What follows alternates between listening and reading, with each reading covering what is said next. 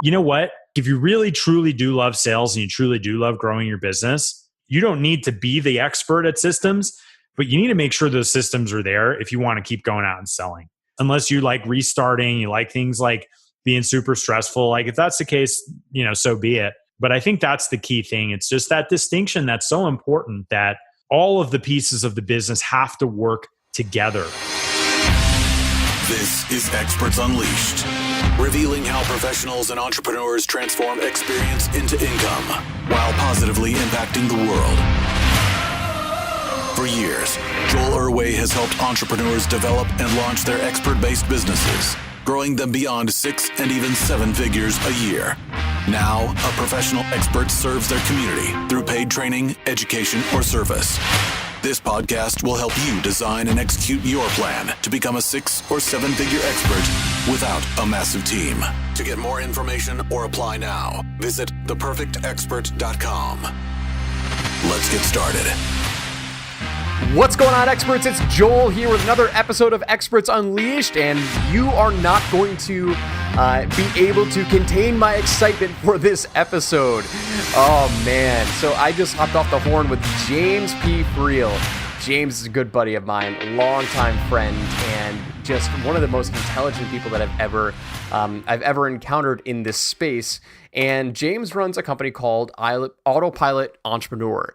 What we talked about today is very, very important for anybody who wants to run a successful business. James is a systems machine. He's actually the perfect blend of systems and sales. And I didn't even know until we had this conversation live that he had a background in loving what he did with sales. Like, I came in because he's a systems guy, and systems are very, very important for experts and for any business owner. But what he did, he revealed that he had a huge passion for sales, and he told single-handedly the greatest story ever told on closing a $250,000 deal. He goes over the entire story, and my jaw was dropping. I was sitting on the edge of my seat as he was telling that entire story. This is a fascinating interview. This is a fascinating story. You're absolutely going to love it. You are going to get so much value from it, and I don't want to spoil it. But if you're ready, let's jump right into today's episode. All right, let's go.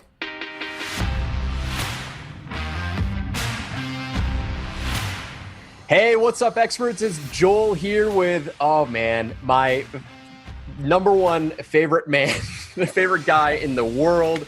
Welcome to another episode of Experts Unleashed. I am over the moon excited to have my good friend James P. Friel, creator of the Autopilot Entrepreneur system, on board with us today. And guys and gals, if you're listening today, you are in for a special treat. This guy is like, when you think systems, when you think processes and just streamlining your entire business, there should be one name that you think of, and it has to be James P. Friel. So before I just gush over the fact that we're finally talking again, James, welcome to the show, my man. Dude, it's so great to be here. Thanks for having me, Joel. I'm definitely stoked to be sharing with you, and it's great to talk to you. It's been way too long. So a little backstory about the history with me and James. James and I have been connected, I don't know, maybe 2 years or so, 2.5 years, through various groups that we've been a part of. We hooked up down in St. Augustine for dinner about 1.5 years ago. And it's probably been about that long since we've really chatted. I think we were working together for a little bit about 1 year ago. But so anyway, James is like one of my all-time favorite people. So I'm excited to have him on this podcast and share with you this dude is like, when I say next level smart, he's like 3 next level smart. So, so James, why don't you fill our audience in real quick? Like, you are the systems guy, you are the processes guy, the Autopilot Entrepreneur program, which sounds super sexy. Give us a little background. Fill us in what that really is. Yeah. Well, so I think, there's so many entrepreneurs who get really, really excited about the idea of growing their business, and they jump into it. They start hustling. They start making things happen, and what was once like a really strong passion, like about an idea or a service or a product or something that they were going to do, they start creating that success. And I think at the beginning, a lot of entrepreneurs feel like that success is the finish line. They're like, oh man, if I can make, X amount of dollars in sales, or if we could get our message out there, we could do all this stuff, like everything's just going to be so amazing. And that's the start of something amazing. And I feel like a lot of people don't necessarily recognize, like, that's not the finish line. That's the starting line, right? Like, that's where you actually start growing and scaling your business. And what happens is people create, they create sales and they create a lot of noise on social media and all these other things. And like things start moving.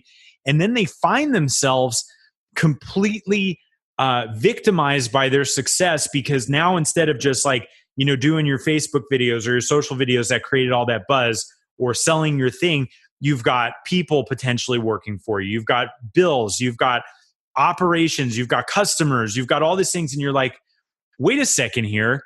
I thought this whole entrepreneur thing was about creating freedom, and you don't necessarily have that. And you're like, what the hell am I doing wrong? And like, we might be able to get into this, but like, this is from my own story from years ago when I was going through this as well. And I was like, something is horribly, horribly wrong right now, because I'm working more than I've ever worked. I'm feeling overwhelmed. I still have some people working for me, but truth is, like, things are somewhat chaotic. I don't really know what they're working on. And I recognized, and this is like something I've become so passionate about helping people with, that the real thing that you need to focus on to take the business to the next level is to start getting leverage. Like, you need to get leverage on your time, and that comes through the appropriate and the right way of implementing systems. And so that's what Autopilot Entrepreneur is all about. It's about, it's not saying that your business is going to run without you if you leave for 5 years. It's about saying, like, I want to drive the car. I don't want to be like pushing the car up the hill and being exhausted all the time, because I really do want more money. I really do want more time, and I want more freedom, but I need my business to work for me as an asset, as opposed to me feeling like I'm a slave inside of my business. That's the perfect analogy. And like, as soon as you said, I want to drive the car, not push the car, like, it finally linked what autopilot means. And so, like, when you said that, it's like, okay, great. Yeah. Like, you want to drive the car. Like, there's so many moving pieces inside of the engine. Like, everything has to be working together for the car to actually move forward. Like, that whole system has to move together. And if you're driving the car and you put it on autopilot, you just want to steer the wheel to make sure that you're staying within the lanes and not driving off the cliff. But like, the car can run itself, that as long as you got your hand on the wheel and just saying, oh, we're drifting a little bit, right? Is that an accurate kind of like?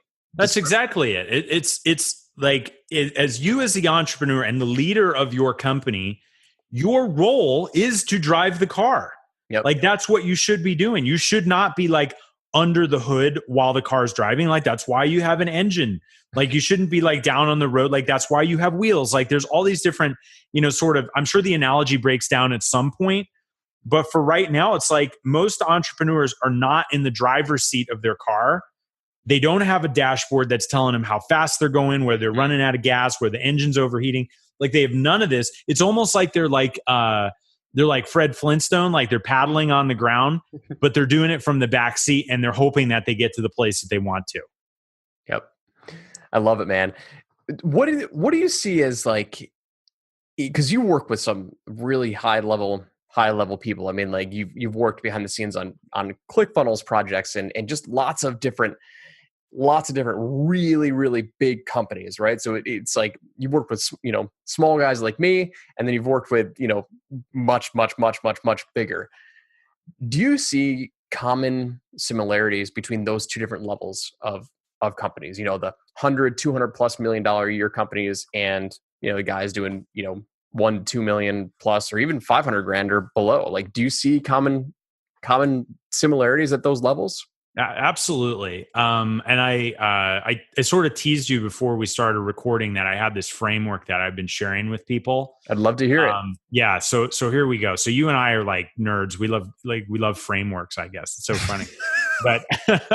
but so what I want you to imagine is that every business, and this is exactly to your point, every business, whether it's even a solopreneur or all the way up to like the multi-billion-dollar corporations that I used to work for, anywhere in between, there's five pillars that need to be in place for that business to be successful. There's marketing, which is getting people to raise their hands and say, hey, I'm interested in what you're doing.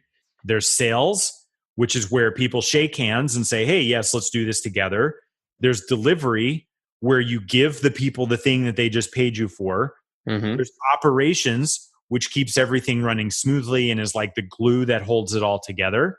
And there's finance, which is how you measure the health and actual productivity of your business, right? And so you've got these 5 pillars, right? Marketing, sales, delivery, operations, and finance. And every single business has those. You might not, like the solopreneur who might be listening might be like, well, I don't have all those. Well, you do, but you're probably the one doing all of them, right?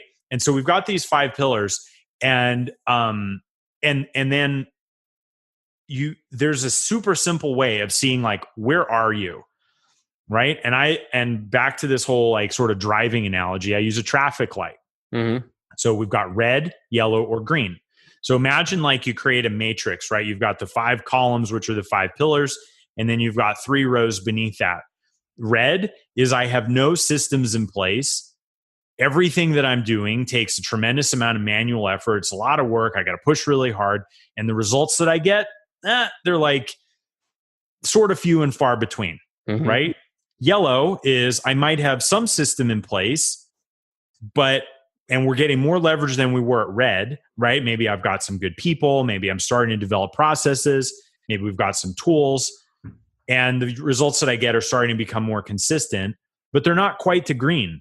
And green is where we have developed systems and we have leverage and we have people and process and tools that are all working together to create a consistent and effective result that gives us a lot of leverage, a lot of bandwidth, right? Like we get more result out of the effort that we're putting in. So when I'm talking with any company, big company, medium company, small company, the very, very first thing we're doing is we're creating this framework, and we're saying, well, where are you with this framework, right? Because a lot of I'll give you an example. So a hyper growth entrepreneurial type company might have their marketing and sales on yellow or green, but if they have their operations and their delivery on red, like we can look at that in 2 minutes, and I can tell you 100% that business is primed to implode. Yep. Right? Because we're driving. We're like, yeah, it's all about marketing. It's all about sales. And that's really important. Like I'm never going to argue that marketing and sales aren't important because they're critical.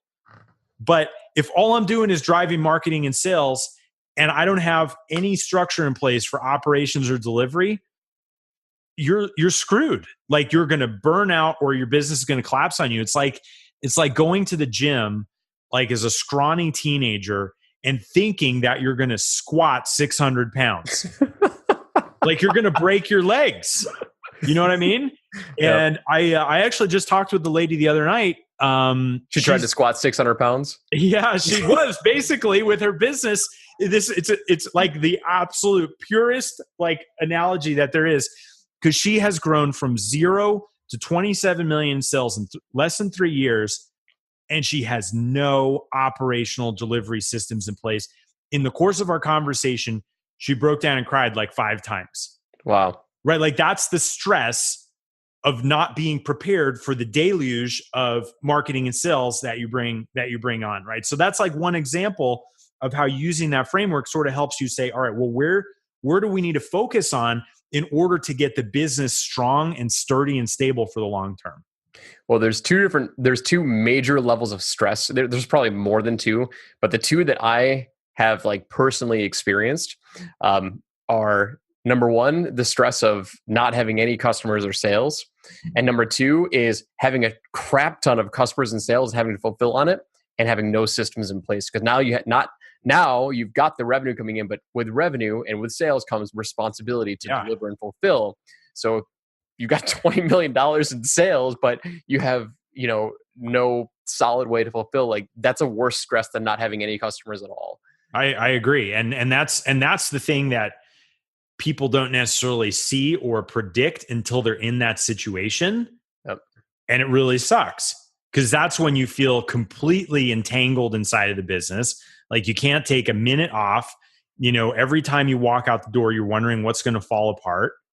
And that's no way to live. Like that's nobody on planet Earth got into being an entrepreneur so that they could feel stuck in their business, especially after they've had sales success. So with that matrix, are you saying that with every single pillar, the 5 pillars, every single one needs systems and operations? Because you have operations as number 4. So yeah. Does operations need operations, or how am I interpreting that? Yeah, absolutely. And operations, so when I'm thinking about operations, I'm talking about our hiring systems for bringing people on. I'm talking about our, standard operating, like our company playbook. Like, how do we actually get things done across the board? I'm talking about communication between different people and different departments and things like that, so that communication flows freely and people understand the accountability structures for how to get things done and how they're actually executing across the board. So operations is really like a capability that permeates all the other 4 pillars, but it definitely still needs systems for making sure that it's being developed so that it can support all those other 4 pillars. Makes total sense, man. What do you see as, I'm interested to hear your feedback on this, right? Because I've talked to a few different just people in our circles that are operations guys, right? And to me, it's kind of like it's a difficult thing to sell. Let me clarify what I mean by that. A lot of my network are people just like me, marketing and salespeople, right? Selling operations to them, I've found is relatively difficult because they just don't. And maybe you don't have an issue, doing that. But for me to think about operations is I just want to pull all my teeth out of my mouth, because I want to run and sprint, and there's an operations guy that's like, nope, hold on, holding me back. I feel like I'm just being held back, right? When is it that an ideal client comes to you? Is it when the fire is burning and it's about to come down and now they need a firefighter to come in and save the company? Or where do you see is the most ideal situation for you to help someone? Yeah, for sure. So one of my favorite quotes is from Albert Einstein, and he said that intellectuals solve problems, but geniuses prevent them.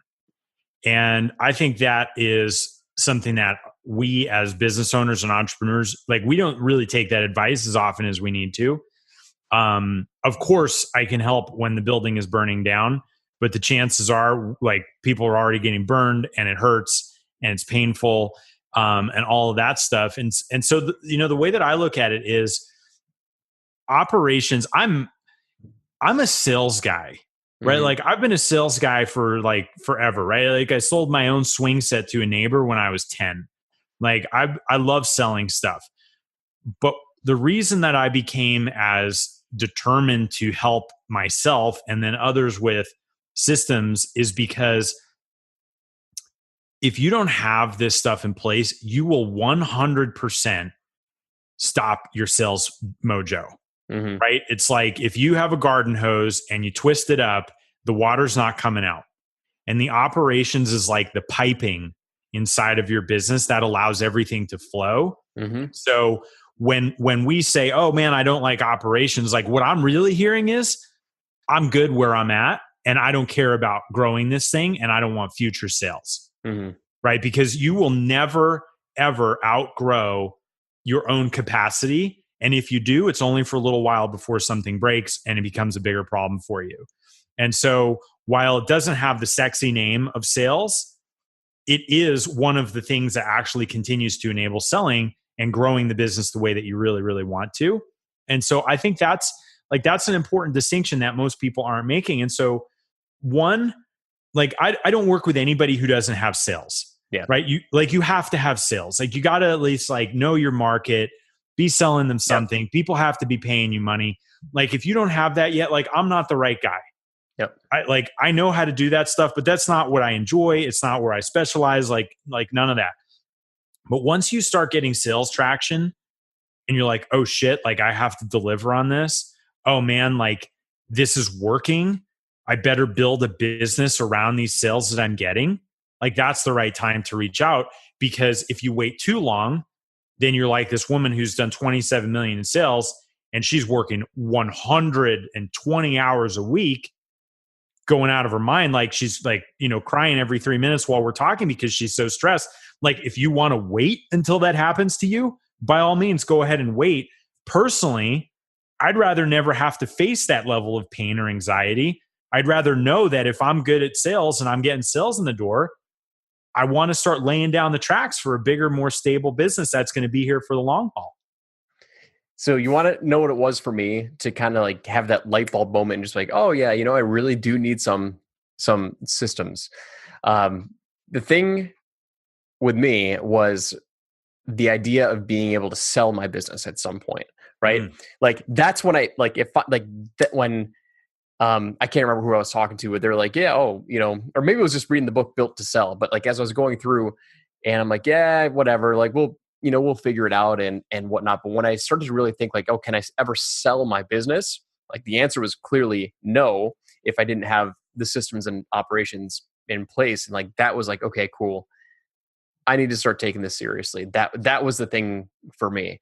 Anyway, it's always fascinating, and like what you've run into with conversations, and you deal with this on a daily basis. But yeah, I don't like thinking about systems until I had to think about, oh, do I really want to sell my business?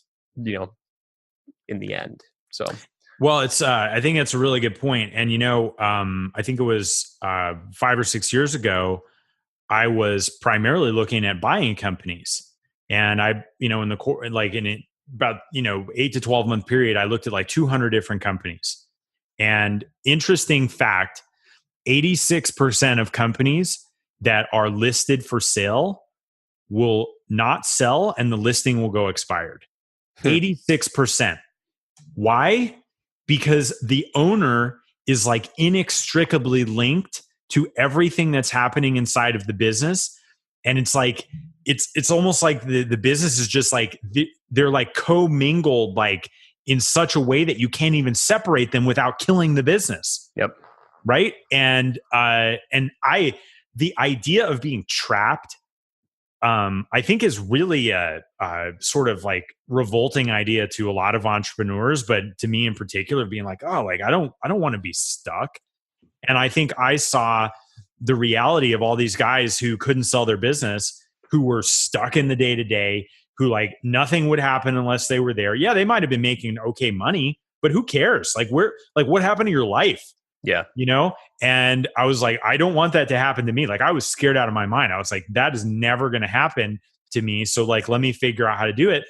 And systems are the thing that like give you liberation from that, and turn your business into an income producing asset that works for you, instead of something where you're like, this again. So it's so fascinating, because I had a conversation earlier today about people this guy who we were talking about buying and selling businesses, and the same thing came up. It's like, if you ever want to sell your business, you cannot be inexplicably linked to it, because like, it's not a business. It's just, you became a really, really high paid employee or consultant or whatever. But like, if you remove yourself from, if you cut the head off a snake, the snake's going to die, and you can't, that's not sellable. It's nobody's going to buy that. If it comes with the condition that, yeah, you're going to buy the snake, but we're going to take the head from you. Like, it's just not going to work. Yeah. Okay. Thanks. Then like, where is the value exactly? Yeah. Right. If the value is you, then you cannot sell that. Like, you're part of it. And then what, like, you're just like an indentured servant, which really, really sucks. And I think the other thing that, is worth saying here is that some people are going to say, well, I never want to sell my business. I'm not in this to sell it, like all that. Okay, awesome. Frankly, I don't care if you sell it or you keep it. But I do know running a business that is built in a way that it could sell is definitely more profitable and certainly more pleasurable. And Yep. it actually gives you the things that you really want out of a business, not just all the stress and anxiety and overwhelm that comes with not having it set up that way. I love it, man. Simplistic terms makes total sense. Yeah. So I didn't know that you were a salesperson, like a salesperson at heart. You said earlier that you're really a salesperson at heart. I didn't know that. Yeah. I had no idea that was kind of like where you came from, right? Yeah. So you've got the blend of sales and operations, which is flipping lethal. Yeah. Well, I like the operations. I just took Einstein's advice and I was like, all right, I need to prevent the problem that I see coming. Like when I started my agency years ago, I got to the point, like we grew, to past 7 figures within the first 12 months, but I was going out of my mind. I was like, wait a second, like all these things are slipping through the cracks. I have people who are doing things for me. I don't know what they're doing. Are they actually getting them done? Like, are we going to be done on time? Like, what do I tell the clients? Like all these different things. I was living in this gorgeous beachfront condo, and like the closest I got to the beach was going out on the balcony and looking down at the people enjoying their lives. And I was like up on my 10th floor prison, like trying to make sure that everything was staying together. And I got to the point where I was like, you know what? I am not going to go out and sell one more thing because I know that's just going to add more stress to my life, and or things are going to slip through the cracks, and it's just like not even worth it. And the only reason, like I had to be forced, like I was the one in pain. I was forced to put the systems in place because I really did want to go out and sell. Mm-hmm. Right. And I was like, but I can't in good conscience go out and keep selling knowing that Rome is burning right behind me. Like that's stupidity. Yep. Right. And so, yeah, but I love sales. If you want, I'll tell you like my favorite sales story that I've ever had. Let's do it, man. Let's kick this off into the rewind section. So yeah. Okay. Tell us the story.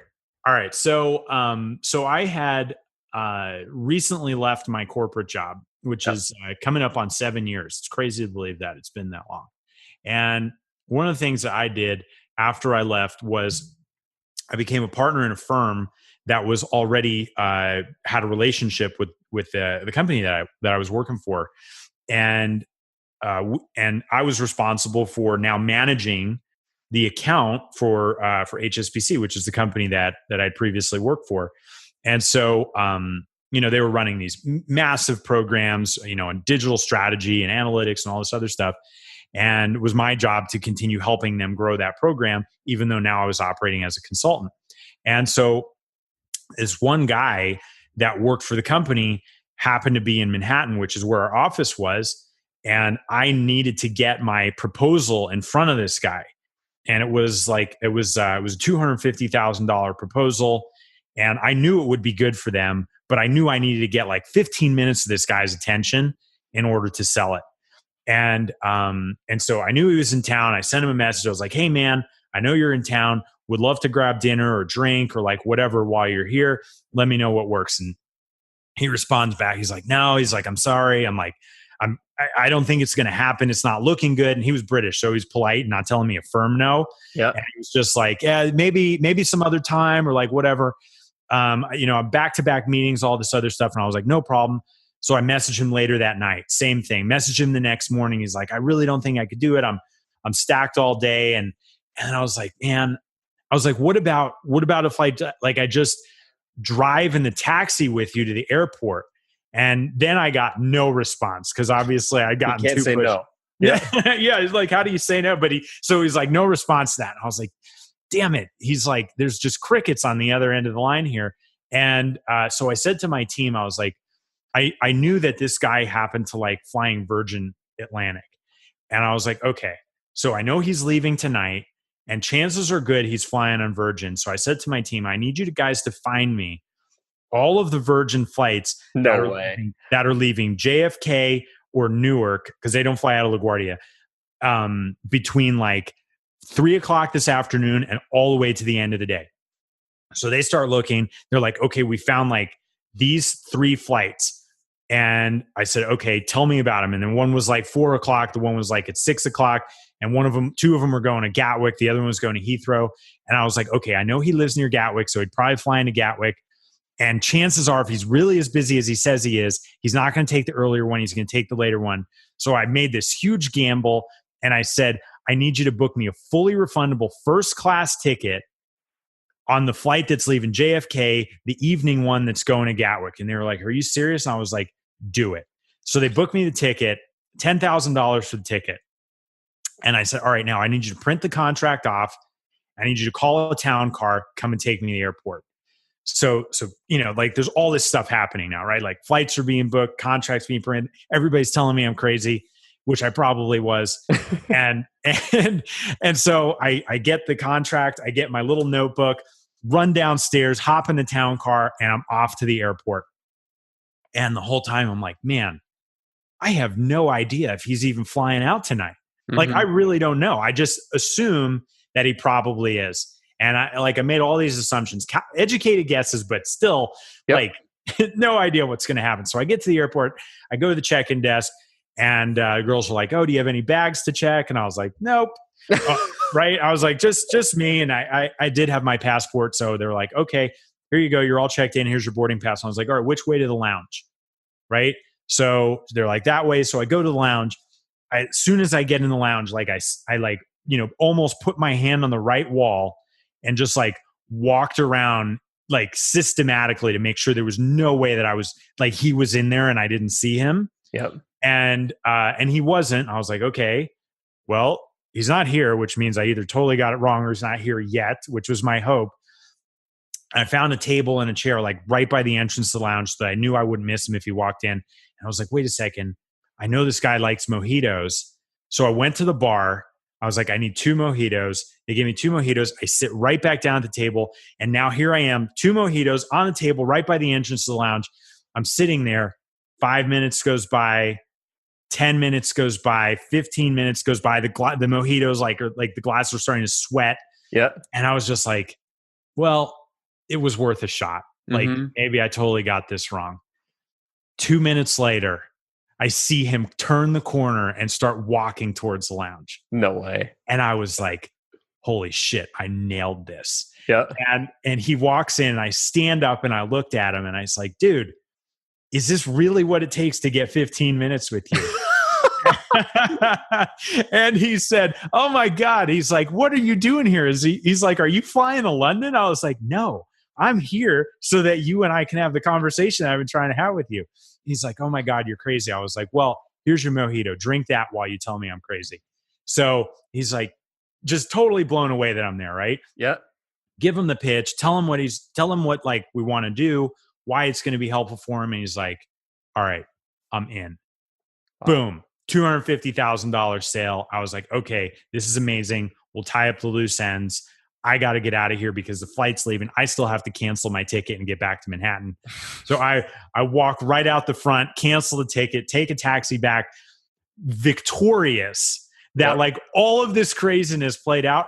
And for me, like, that was like the ultimate like sale, right? Like all the things are against you, but it came down to one, like knowing who you're selling to, right? Like I knew this guy liked to fly Virgin. I knew where he lived. I knew he liked mojitos. Like I knew all these things. Like you got to know your customer.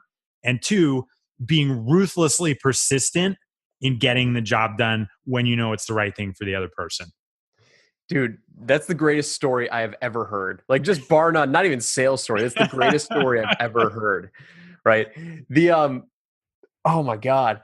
Like where on earth did systems come into play? Like cause they are so red and black.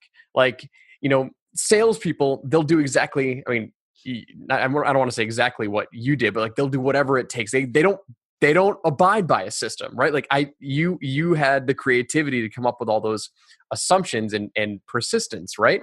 Yeah. And the thing that's mind-boggling to me is that like that same person has the ability to be set in or to think rigidly through this needs to happen and analyzing that. Like those are 2 completely different minds. So like, was it when your agency was, when Rome was burning, was that really when like the first idea of systems came into place? Or like, was there anything else that kind of popped up that kind of piqued that piqued that interest of you, because like it's still blowing my mind that those are you can't get any more opposite in terms of two traits, Yeah. Well, I think I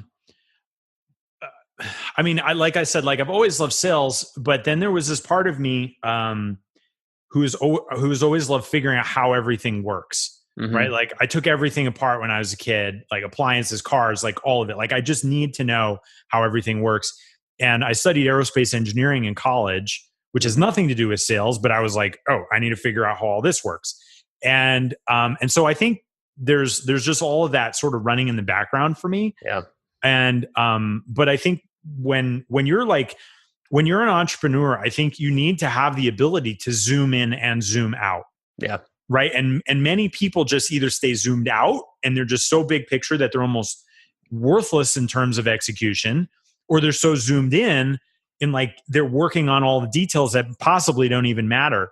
And so I think it's the understanding that like you've got to practice this stuff, right? You've got to practice zooming in and zooming out. And sometimes you do need a little bit of like rigidity and structure and all that other stuff. And sometimes you don't. And so it's I think it's just part of how I approach a lot of things. And like I said before, I see systems as a gateway to more sales. Yeah. So that's my real drive for it. It's not like I'm just like sitting here like a mad scientist just wanting to create systems for the sake of it. It's that I know when done properly, they free me up to be able to sell like I want. And now I know I'm going to be able to deliver everything, and everything's going to like work better. I'll be able to grow even more than if I was just like manually doing everything all the time. Yeah. So if you were a kid and you were taking apart all these toys, then systems probably came first before sales, right? Because you said Yeah, systems came first before sales. My grandfather was a great salesman, and he was one of the guys like back in the day who sold the Electrolux vacuums door to door. Yeah. And he was like a savage. He crushed it. And he would tell me all these stories all the time, and I just thought they were really cool. And then as soon as I could start selling stuff, I wanted to. But so I'm sure it had like a tremendous amount to do with his influence for sure. Well, you have such a unique angle and a unique perspective, like, because you said earlier, systems as a gateway to more sales. Like, okay, you're like that, that's another trigger for me. Like, because like when you said that, I'm like, oh, heck yeah, because I'm a salesperson at heart too, and it like that perspective like really makes me think like, okay, yeah, now I need more systems, right? Because if I want to make more sales, like that's like the ultimate just freaking high of making that $10,000 sale, $50,000 sale, $250,000 sale. Like you just want more and more and more. And someone telling you that you can't is like the worst thing to tell a salesperson. Yeah. Like it's the absolute worst thing, because it's like taking crack away from them, from a heroin, like taking heroin away from a heroin addict. It's like I just want more, and you're taking it away from me. But yeah, it's like it's like having handcuffs. Yeah, I don't want to have handcuffs. I want to be free. But if I don't have the right systems to support everything I want to sell, I have handcuffs on. Yep. Either that, or you're one of the 1% of real assholes out there who sell even though you can't deliver. But that's not sustainable either. Like, come on. Like, you want to, like, are you in the game of business for the long term? Like, you got to focus on sales, and you got to have systems to be able to support everything. Yep. Love it, man. So, dude, we talked about a ton of stuff today. We talked about your 5 pillars and your frameworks for your Autopilot Entrepreneur program, marketing, sales, delivery, operations. Even operations has operations, which is fascinating. I mean, of course it does, right? And finances. And like nobody should get to a point where you're doing $27 million in revenue and you're crying every 3 minutes, because I firmly believe that the bigger problem is having sales that you can't fulfill versus having no sales. And it's like, zooming out in terms of those terms too really helps put a perspective on like the importance of what you're talking about, right? The plumbing that goes through your business, that is your operations. And if you have no plumbing, then you're just freaking gushing water all over the place, and it's flooding. And it's awful. You told single-handedly the greatest sales story that I have ever heard. Yes. Booking. How long did you get to talk with that guy? Was it really just 15 minutes or like? It was pretty short. Yeah. Maybe 15, 20 minutes at the most. Yep. Yeah. So how long was so his flight must have been taken off like relatively quickly. I can only imagine like you're sitting at the bar and like you're looking at the TV and it's like, oh, we're boarding in, an hour, boarding in 30 minutes, and he's still not here. Then all of a sudden he shows up last minute. You're like, oh, thank God. Yeah, totally. And then he shows up last minute. I was like, man, I hope I'm actually gonna have enough time to do this pitch. Yeah. Yep. Right. But it's awesome. But 250. Yeah. What did your boss say, or what did your company say when you closed that deal? Well, yeah. So I mean, I was a partner and the one responsible for selling to this company, and I came back and I think we may have gone to the cigar bar that night. If I'm not mistaken. you better have celebrated. That's freaking awesome. Yeah, that's single-handedly the greatest deal ever closed that I've heard. I'll take it. We talked about that. We talked about, obviously systems as a gateway to more sales and just the importance of it, man. Did we leave anything out that like people must know? Like, did I miss anything? I don't think you missed anything. And I appreciate you bringing up the inherent objection that I think a lot of entrepreneurs have is like, well, like, why even bother about systems? It's like boring. It's like watching paint dry. It's like all this other stuff. And it's like, you know what? Like, if you really truly do love sales and you truly do love growing your business, you don't need to be the expert at systems, but you need to make sure those systems are there if you want to keep going out and selling. Mm-hmm. Unless you like restarting, you like things like being super stressful. Like, if that's the case, so be it. But I think that's the key thing. It's just that distinction that's so important, that all of the pieces of the business have to work together, right? It is marketing, sales, delivery, operations, and finance, like all working together, orchestrated like a well-oiled machine. It's not just sales. Like, I almost wish that it was just sales, but it is a little bit more than that. And if you're going to move from just like chief salesman to leader and business owner, you've got to recognize that. Yep. And you've got to build something that's going to be there for you and all the people that work for you and the customers that you serve. Makes total sense, man. You can't serve your customers if you don't have the right systems in place. And if your customers are unhappy in what you sold them, I mean, that's just bad business, and your brand is gonna tank. Yeah. And so, dude, this has been phenomenal. Where can people check you out? Like, what are some links? You also do a podcast too, Just the Tips with Dino. Yeah. But let's talk about your programs and stuff. Where can people check you out? Sure. So basically, if they just go to jamespfriel.com, there's everything that they could want to know there. We've got some free training. We've got I have this one cheat sheet that's been really, really helpful for people. How to turn your executive assistant to an operations rock star to help you scale. So they can download that there. There's info on the podcast, all sorts of things. So I would just recommend, if anybody wants some more info, they just go to jamespfriel.com, and that's FRIEL. Awesome. So we'll include links in the show notes, of course. James, it's always a pleasure, man. I had a blast talking systems, talking business, talking sales. I did not expect us to talk sales at all on this podcast, but that was the greatest story that has ever been told on this podcast. I'm giving you that honor, like just on the entire podcast and of all time in my life. I was on the edge of my seat the entire time. You're a phenomenal storyteller too. So, Thank you. So go hook up with James, go check out his stuff. Like, I can't speak more highly of him. I've known him for a while. I know his work. I know who he works with, and I put my stamp of approval like wholeheartedly on what he does. So go check him out and let him know that you heard him on Experts Unleashed. And until next time, we'll see you on the next episode. Take care. Thanks for listening to this episode of Experts Unleashed. If you're looking for new and innovative ways to design and execute your plan to become a 6 or 7-figure expert without the massive team, apply now at theperfectexpert.com.